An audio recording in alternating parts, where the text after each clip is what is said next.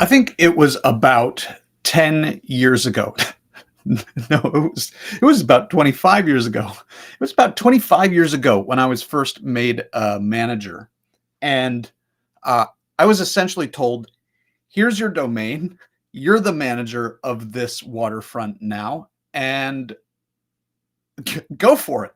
Nobody really told me what my job as a manager was. Nobody told me what I was responsible for, and, I didn't think anybody needed to. I believed that I knew what I was responsible for. I believed that I knew what a manager's job was because I'd had managers up to that point. And so I didn't think anything of it at the time.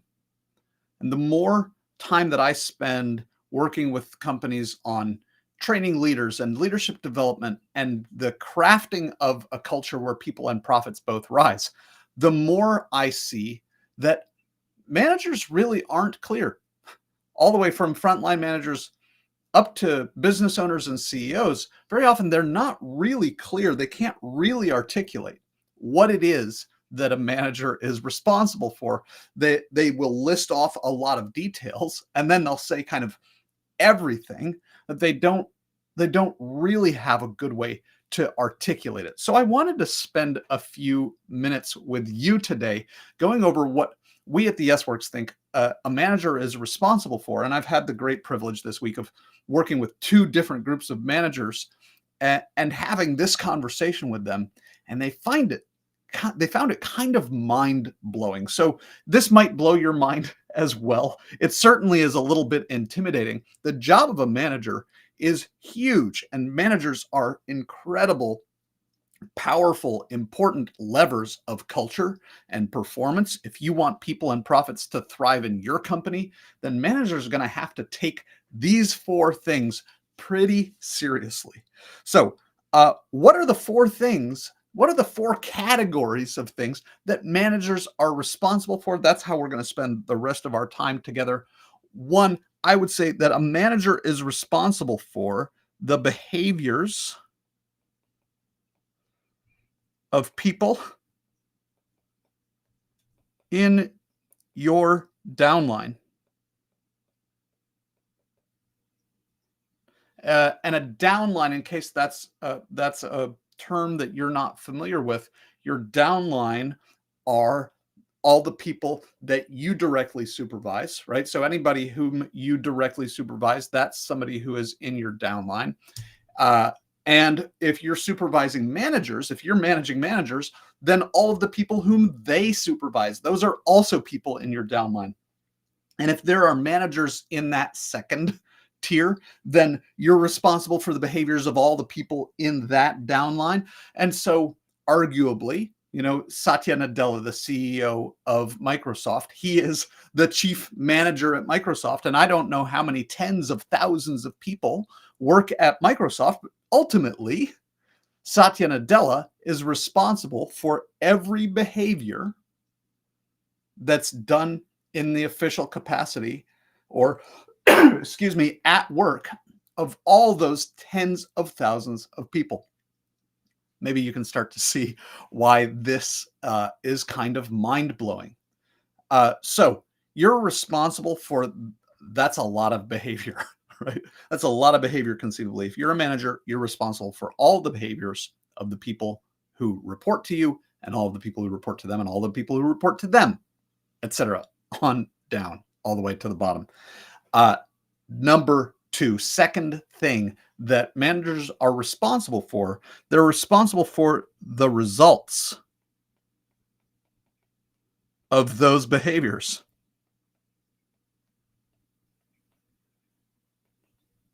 So one common behavior in an organization is that people do great work. They do careful, considered work. They review it.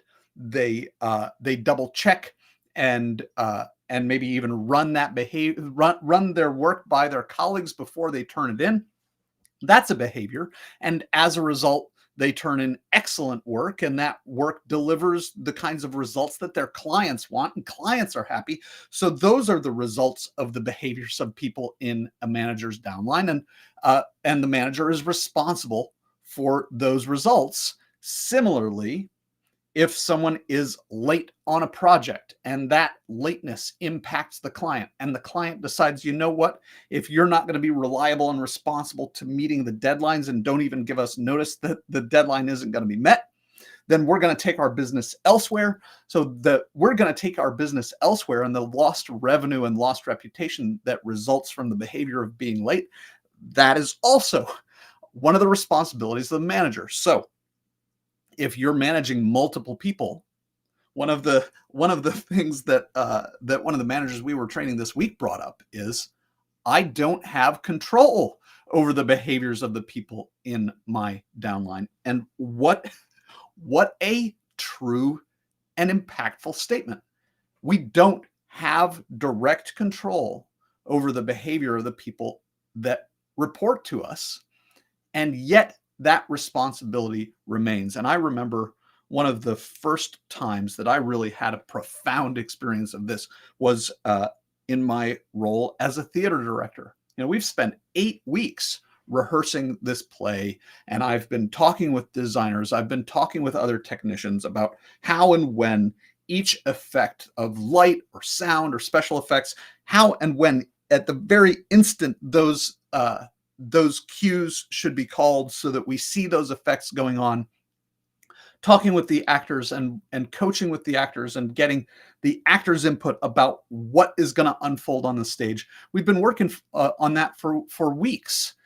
And then I am, as the director, I am responsible to the audience and responsible to the producer for everything that happens on stage in front of the audience.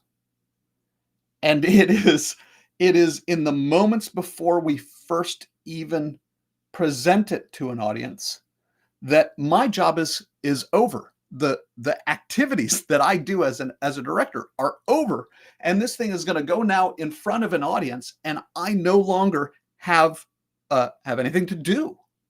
Not only don't I have control because I'm not on stage, I'm not in the tech booth, I no longer have my hands on the product.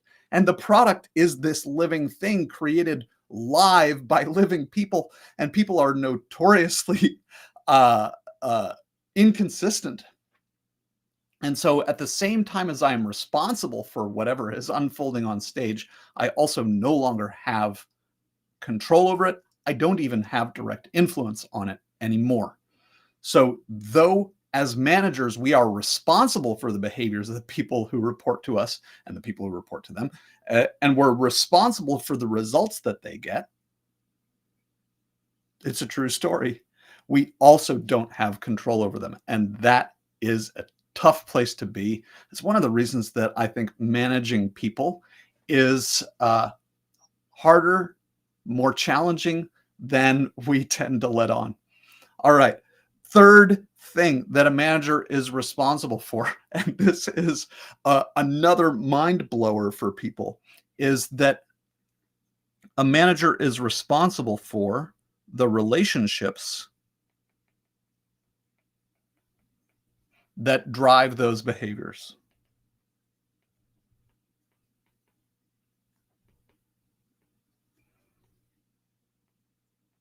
Now that's really something, right? So in case that hasn't hit you fully yet, let's say you are this pink dot. Here you are. You're the manager, and you are this pink dot. And here is the one person. Let's say there's one person who reports to you. You are then responsible for this relationship. There's one of the the most important relationship that drives the behavior of this direct report is their relationship with you. Okay. As soon as you have two people who report to you, then you're responsible for this first relationship and you're responsible for this second relationship. And then there's another relationship here that drives these behaviors and therefore the results. That's this third relationship. So you as a manager are now responsible. If you have two people reporting to you, you are responsible for those three relationships. And if you get a third person who is reporting to you, then you're responsible for the three relationships that we've already talked about, plus this one, plus this one, and plus this one. So now there are six relationships that you are responsible for. And if you have a fifth direct report, the fifth, excuse me, we're only up to four, a fourth person reporting to you, then there are one, two, three, four more on top of that, six. So now you're responsible for 10 relationships. And if this direct report is a manager themselves, then managing two people, then there are three more relationships that you are responsible for. I hope that I have not made you want to throw in the towel and stop doing your job as a manager, at least not yet, because there's still one more category of thing, of responsibility that I think it's important for managers to recognize that they are responsible for. And the last thing to mention is that managers are responsible for aligning the behaviors that we've been talking about, the behaviors of the people who report to you and the people who report to them. You're responsible for aligning those behaviors with company goals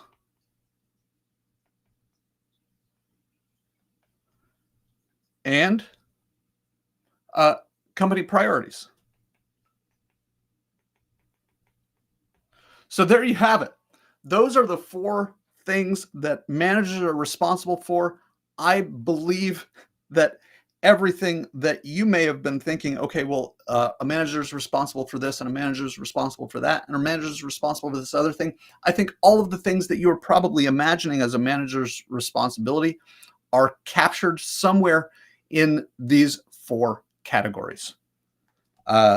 Again, I hope this hasn't overwhelmed you to the extent that you no longer want to be a manager. What I hope is that this will help you have a clearer, bigger, broader picture of what it is to be a manager and what it means to really care for that responsibility.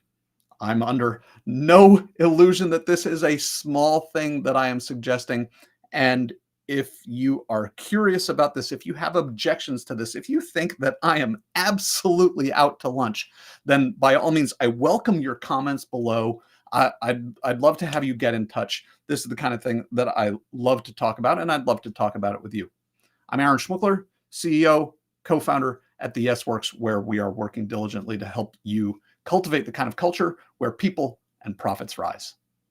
Hope you have a great day with a bigger job. Bye-bye.